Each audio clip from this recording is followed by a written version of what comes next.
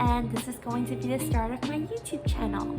I actually did film some YouTube videos before in the past, but that was 2 years ago, and yeah, life was very different 2 years ago. So yeah, excited. I have a phone here, just have some script to like talking points to talk about, but essentially I am a student. I'm born and raised in Singapore, but currently I am in the US. I am in New York City, which I love and adore, and I am pursuing my master's in clinical psychology, which has honestly been a huge dream of mine, and I am super excited. Just wanted to talk about who Jenny was a year ago. So she's really someone who is really pretty miserable. I was stuck in a dead-end job. It was a really good job. The company's really nice, people are nice, but it was essentially strategy consulting at a bank in New York City, and it was really cool to be in my first corporate job, but it was just not me, and I was struggling with a lot of mental health stuff, which I'll get into in the future. In this video as well, I'll touch on it some, and also was going through a really toxic relationship, which I'll also touch upon. But yeah, so really this channel is to share my mental health journey. This is like another retake because I find it so scary to tell everyone about my mental health journey. But essentially, I was talking to my therapist, and just through my toxic relationship, a lot of the patterns that I have experienced and exhibited was really kind of symbolic or symptomatic of BPD, which stands for borderline personality disorder. And that's a very, very stigmatized disorder, and oftentimes is misrepresented in the media. People tend to view it as some kind of like serial killers or people who are just really horrible and unpredictable, which to some extent is true, but the fact that people think it's like some really scary and like super unknown disorder, I'm here to like try to destigmatize some of that. And really, it's not as scary as people think, and it's more common than people think. And yeah, so just a side note with BPD, there's a lot of complex interactions with complex PTSD, which really stems from a lot of trauma from childhood. And that is something that is not really talked about, but a lot of times with mental health disorders, it is something that is not the fault of the person. It's really something that we need to be more compassionate about and just have a lot of empathy towards. So what are some symptoms of BPD? Something that I really struggled with was having unstable relationships. I was in a really toxic relationship, or more so situationship, with my ex, and he was actually a coworker of mine, and it was just really bad. He's still a friend of mine, and I love him dearly, but we're going like zero contact finally after so long. I managed to cut him out of my life, at least for now, but he's a decent person. It's just the patterns that is enabled when I'm with him is really bad. So part of my healing journey is also to do with breaking off that connection, but also I struggle with chronic feelings of emptiness.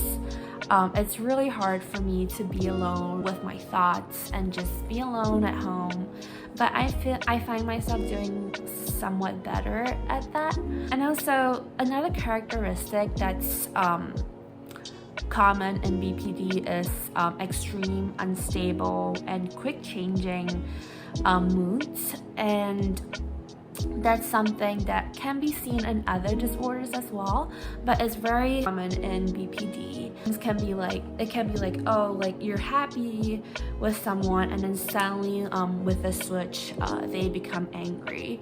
And really a lot of times this is triggered by the sense of like of fear of abandonment that we feel, and also if they feel or sense that you're rejecting them, that can be triggered very easily.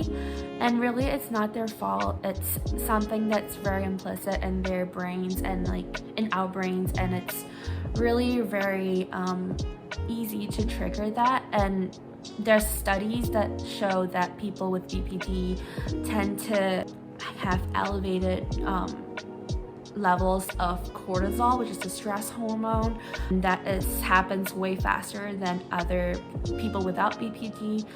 So a lot of times it's out of control of individuals with BPD. Another thing that I have is I am very, very impulsive to the point that it's really funny, but I kind of make a joke out of it, but really it's, you know, we have to try to think twice about things, and also risk-taking. I am risk-loving, which is why I don't really do the stock market thing, but I'm trying to. We talked about fear of abandonment, and also shifting self-image, which I don't really experience as much, but I would love to hear more about other people's experience with this. And also suicidal intrusive thoughts and behaviors, something that is very common, more common than people can ever imagine, but it's also very common in other disorders.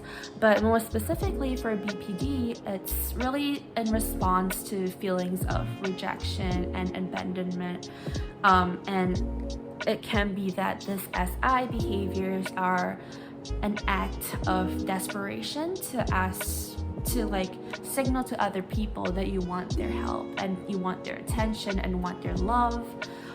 So people can view this as manipulative, but from my experience and also hearing other accounts online and in person, it's really something that's not controllable. It's really a last-ditch attempt to get your attachment figure to notice you. Top of like BPD, complex PTSD, like I also experience anxiety, depression, and more recently I got diagnosed with mild ADHD. Yeah, I wasn't really surprised. I mean, I was a little bit. Like, I was such a model student growing up, but I don't know, I think my time at the company, in the corporate job where I had to do something that was so miserable for me, I guess maybe my ADHD developed. I don't even know if that's a thing. Maybe I'll ask my professor about that.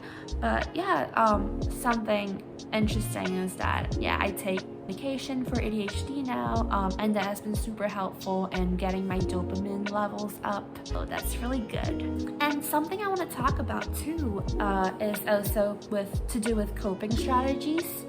And I guess in the past year or so, I have been really familiar with the term crutches. Me and my therapist have discussed as well. And that to me came in the form of visiting a non-alcoholic kava bar that was really cool. And when the kava bar got shut down, it kind of pivoted into bars, like regular alcoholic bars, and clubbing. I used to go clubbing like 2 to 3 times a week, and really it's like not ideal.